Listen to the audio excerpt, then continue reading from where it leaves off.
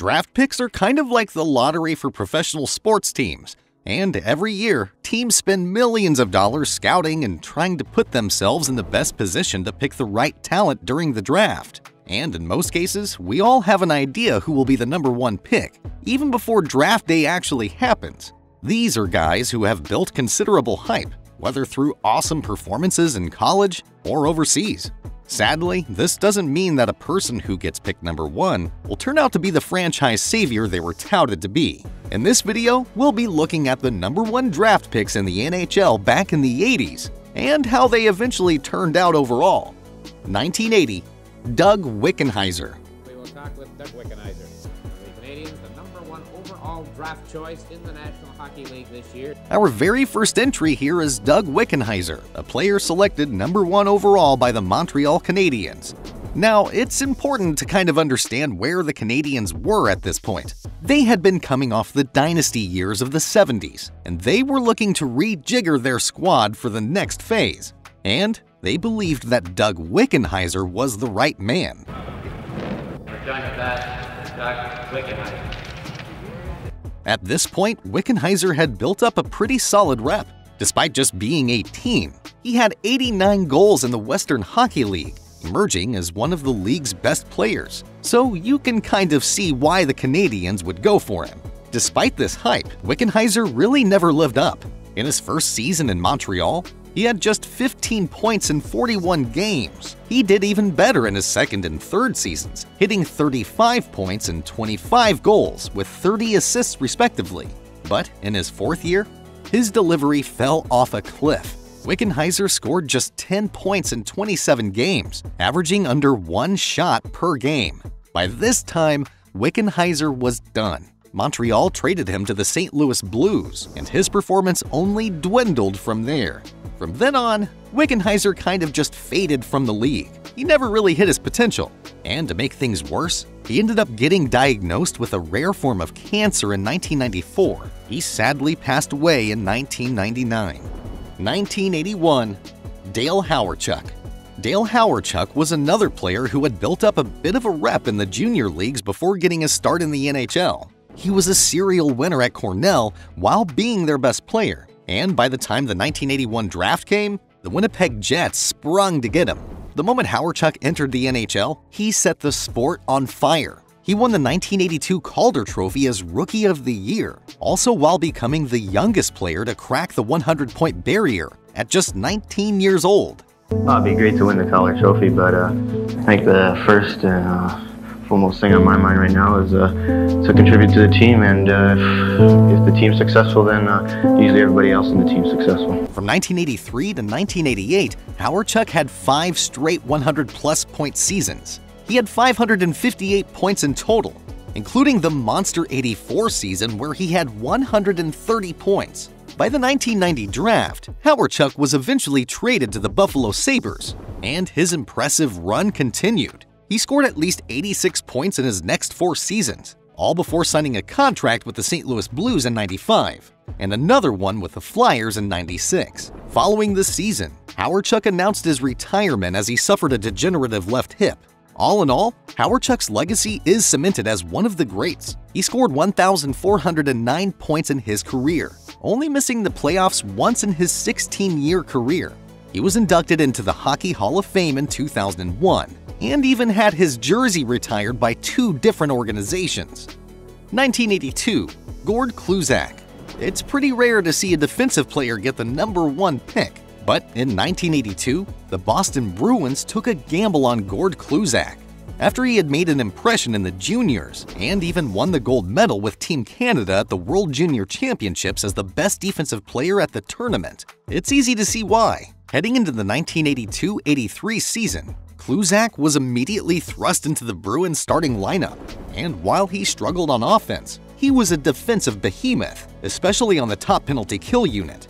In his rookie year alone, Kluzak racked up 105 PMs and 9 fighting majors. He improved in his sophomore season, scoring 10 goals and 37 points, with a +10 rating while maintaining his defensive prowess, and even playing in all 80 games. Sadly, This impressive run came to a staggering end in October 1984, when Kluzak tore ligaments in his left knee after a collision with the New Jersey Devils' Dave Lewis. He had to get reconstructive surgery, and he missed the entirety of the 1984-85 season. Kluzak did come back from his injury in '85, and he kind of had his best year yet. But he kept aggravating that injury, and he ended up missing the '86-'87 season. This whole thing kicked off a sequence of injuries and recoveries that dogged Kluzak until his eventual retirement in 1990. 1983, Brian Lawton. In the 1983 draft, the Minnesota North Stars surprised everybody by selecting Brian Lawton over Pat LaFontaine. Lawton had an impressive outing at the World Junior Championship, but some scouts weren't still convinced about him. These scouts were right. Lawton was never really able to adapt to play in the NHL, and he kept struggling, while many of his draft mates were more productive. In his best season, 1986-87, Lawton managed to score just 21 goals and 44 points in 66 games. He was traded to the Rangers in '88, but he barely stayed a season there before being traded to Hartford. Lawton went on to have stints with different teams, bouncing between the minors and the NHL a few times. But in 1993, it appeared that the league was done with him. He finished his career in the minors, and that was pretty much that. 1984, Mario Lemieux. After shattering different records as a junior for Laval in the Quebec Major Junior Hockey League, including the most points in a season, Mario Lemieux was drafted by the Pittsburgh Penguins in 1984. The Pittsburgh number 66, Mario Lemieux. The Penguins had been a terrible team up until this point, and Lemieux's drafting immediately rejuvenated the franchise. He absolutely delivered, winning Rookie of the Year honors in 1984 after scoring 1,000 points.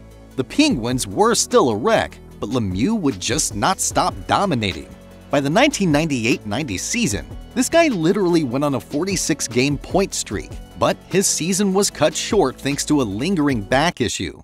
In the 1991 season, Lemieux came back, scoring 45 points in 26 games and helping the Penguins to the playoffs. The Penguins ended up winning the Stanley Cup, with Lemieux scoring an all-time great goal in the final.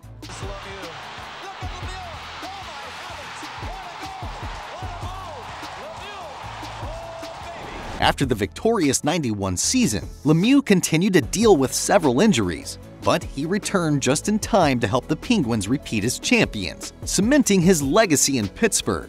From then on, Lemieux's story was one of setbacks and comebacks. He was diagnosed with Hodgkin's lymphoma in January 1993, and this, as well as several other surgeries, took a toll on him. He retired by the 1997 season, and while he came back in 2000 and played 4 seasons, he was forced into retirement for good in 2005 after a heart problem diagnosis.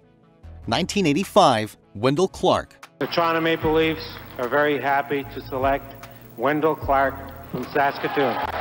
Wendell Clark is another player who was able to lift his franchise out of the doldrums. His aggression and offensive prowess helped him to score 34 goals in his rookie season for the Toronto Maple Leafs, adding 227 penalty minutes while playing as a wing.